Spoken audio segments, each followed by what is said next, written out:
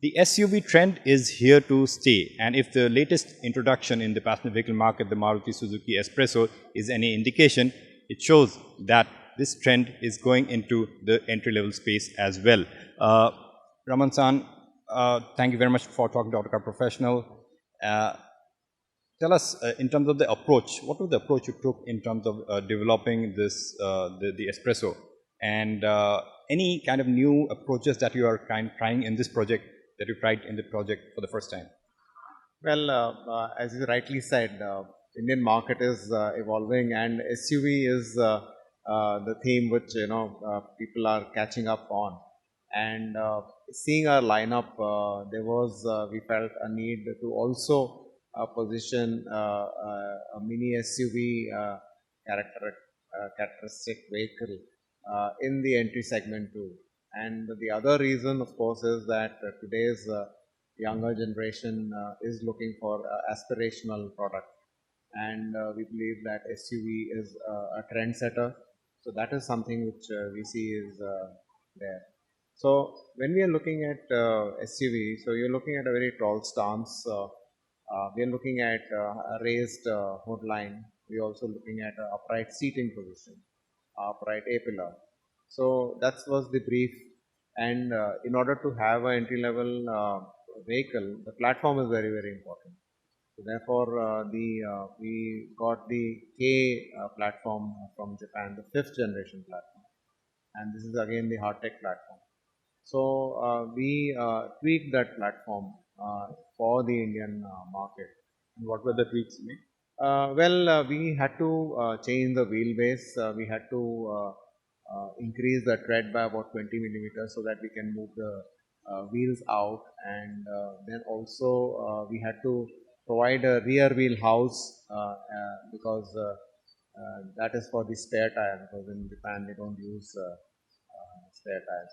So that was the kind of thing which we had to do on the platform. And then of course our design team, using the layout and using a high seating position, which is almost 360 millimeter chair height we call it. So we use that to make the layout and position all the pedals and the steering in such a way so that we get that upright and very strong stance for the customer. And then the design was built around that. And in terms of the kind of inputs from as a project from the Indian team, is this the model with the highest amount of contribution from the Indian R&D team?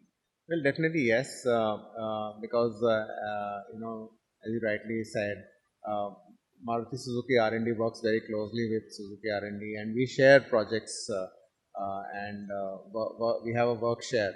And in this again also we had a work share where a lot of work was done right from the styling, design and the engineering part of it. A lot of validation was done using our Rohtak facilities. So I think it was a good amalgamation of using Suzuki's hardtech platform and the engine. Using that technology, we built this entire vehicle. Yes, you can say that it is one of the largest intervention from the Maruti R&D team. In terms of the platform, this is the first model on this platform.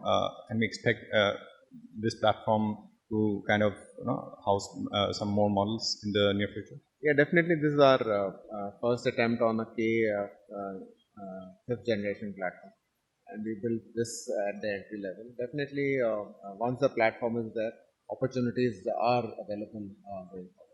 So, what kind of top hats can you kind of put on this platform? Well, at any kind of a platform, any kind of top hat is possible, so to speak. Then again, we'll see how the entry segment is evolving. We are quite confident about the entry level segment in India, and we believe that as motorization has to improve, entry level has a very strong place in the Indian market. So definitely, we will be working on it. Maybe a 7-seater version, if that. Well, that's another trend along with SUV. Yeah, that is there definitely. But then we have other models also which are catering to that 7-seater segment in the Maruti product portfolio. At the entry level, maybe? But the entry level we have to see, because again the customer will have to look at from a customer point of view. What is it that we are providing a value, and what kind of space requirement does it have? And so we're definitely looking at that. We'll have to see. Raman, we have spoken about this earlier also, about Maruti Suzuki's growing focus on CNG as a fuel, and now we see the government also and talking about alternate fuels. Could you throw some light on how are you moving ahead on that strategy, and would we have a CNG version of this as well? Well, we are quite confident about the CNG program, and especially now with the government talking about a gas-based economy. The PNG being used across India, it's going to be distributed across India. There's also a plan for increasing CNG stations to almost 10,000. So looking at all of this, I think we strongly believe that CNG is a good alternative for our energy sustainability, for reducing our energy import, especially the oil import. And also from a safety perspective, Maruti Suzuki does all the CNG equipment in-house. We don't retrofit.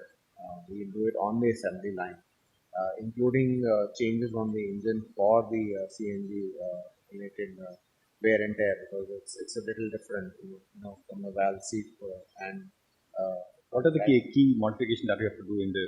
Well, from the engine perspective itself, because the wear of the CNG gives a different kind of a wear, so we need to strengthen some of the parts in the powertrain itself. So the engines are specifically built, and then of course all parts are integrated, and that layouting and is done by Maruti, and also assembly is done on the assembly line like any other product. And of course, from a safety perspective, we use stainless steel pipes so that they don't rust in condition, and also very specific connectors we use for safety purposes. So we are very, very clear on the fact that we need to provide a safe solution to the customer.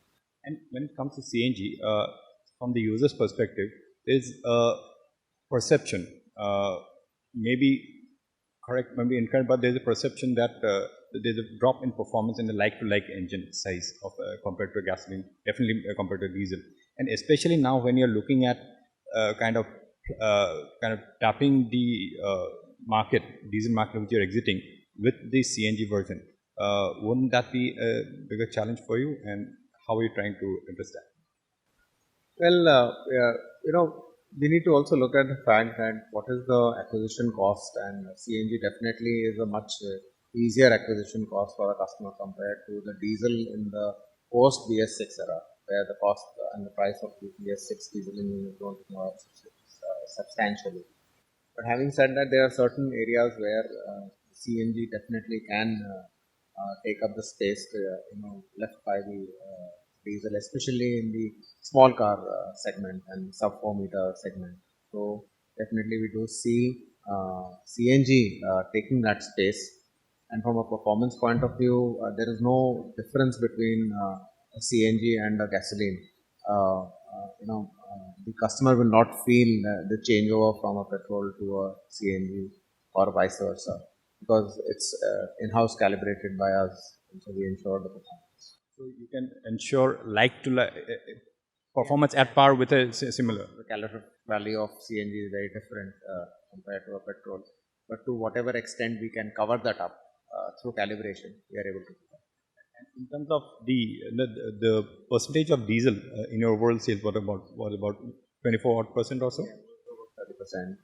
But then we reckon that in the coming years post 2020, the overall diesel currently as a market is maybe about 40%. So it may, we believe, come down to about 15-20%. So from that perspective, the volumes are much lower. But having said that, we'll have to wait and watch and see how diesel acceptability changes post BS6. So, and you're confident of plugging that 15-20% with CNG in your sales when that happens. If that happens. We are going to ensure that we have, the gasoline powertrain and the CNG powertrain, and we hope that we will be able to meet you know, our customers' need from a performance as well as a drivability and fuel efficiency perspective. And any other alternate fuels projects that you're working on? Methanol, the minister talked about also increased blend of level of blend of ethanol. Well, all our vehicles are compliant to E10, 10% ethanol, and we are working with the government on E20. However, having said that, one thing is also there that the average ethanol percentage mix you see all over India maybe about 3 to 4%. It would be more prudent to actually have a 10% uniform ethanol rate across India, so that we are able to save the crude import. Having said that, we can definitely move to E20, but we would definitely look for ensuring that there is an alternate dispenser available for E20, because there is also in the field you have in the fleet there are a lot of vehicles which are those parts are not compliant to E20. So there could be a gradual erosion over a period of time. So one needs to be careful about that. That's definitely we are talking to the government and working on that. We can definitely meet that E20 if given us sufficient lead time for development. The second intervention, of course, we are working with NITI Aayog and ARI for ethanol. Well, again, methanol has its own challenges, and again, separate dispensers are required. Methanol is very, very toxic, so one needs to be very, very careful for handling of methanol. Also, availability is also another thing. How we are going to get. Yes, alternate strategies for powertrain need to be worked on continuously, and we will definitely be. When it comes to say a policy level, what kind of time frame would be good enough for to kind of have a kind of a sustainable, a smooth transition? The transitory provisions and transitions are important, and as can be seen very clearly in the BS4 to BS6, there is a lot of issues which have actually cropped up with having one date. But yes, I think there has to be sufficient time of 3 to 4 years to be given, and then the fuel availability should be made in advance. Commitments have to be made so that automakers also make those commitments in terms of putting in resources on the powertrain. In terms of meeting the CAFE 2 norms, which is upcoming, are you confident of meeting them without a diesel in a portfolio? Well, the CAFE 2 is a very challenging target for the industry, and so too for Maruti, because we are in the lower weight segment, and it's an inclined line. The improvement which Maruti Suzuki will have to do is much more, and so therefore, with our kind of portfolio, we definitely it is going to be an uphill task to meet the new CAFE norms. But having said that, we are working on various powertrain technologies in order to mitigate the that and meet that requirement. What kind of power? Well, definitely you're saying, we already have a smart hybrid technology which we have put on our K15 engines. Similar interventions of partial hybridization, and maybe in future Suzuki's global alliance with Toyota, you may kind of see the hybrids also coming up. But yes, it's going to take some more time. And, have you started in India working together with Toyota, sharing some kind of maybe best practices or on engineering side? No, that's happening at the global level only. We are currently only making the derivative Lanza at our Suzuki Gujarat plant and selling it to.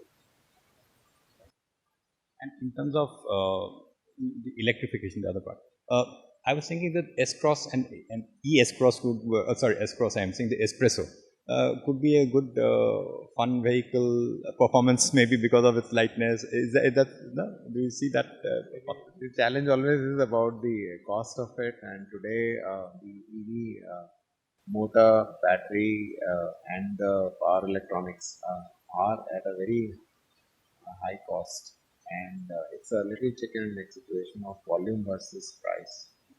And commitment of volume could bring down the prices, but the most important thing which needs to be kept in mind is that we are making this for the customer, and whether the customer is going to adopt to the EVs is something which is yet not clear.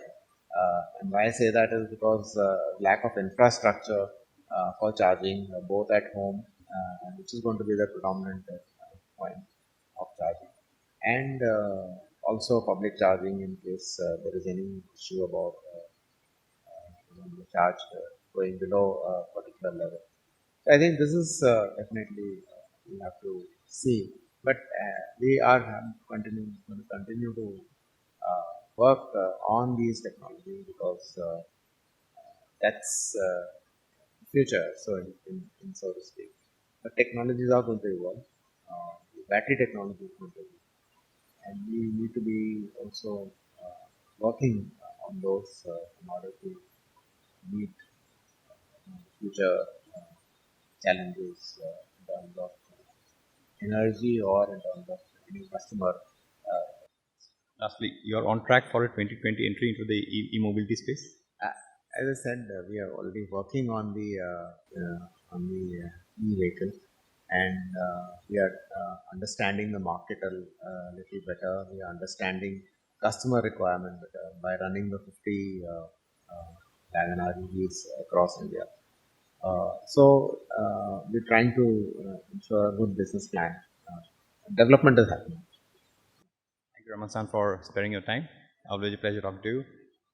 And there you are, Mr. C.V. Raman, Senior Executive Director, Engineering at Maruti Suzuki India, telling us about the espresso and also the evolution of the powertrain strategy for the OEM and what could come up in terms of alternate fuels for the consumer to use. But all these will depend on the consumer preference and the consumer acceptance. So thank you very much for watching this interview. Goodbye.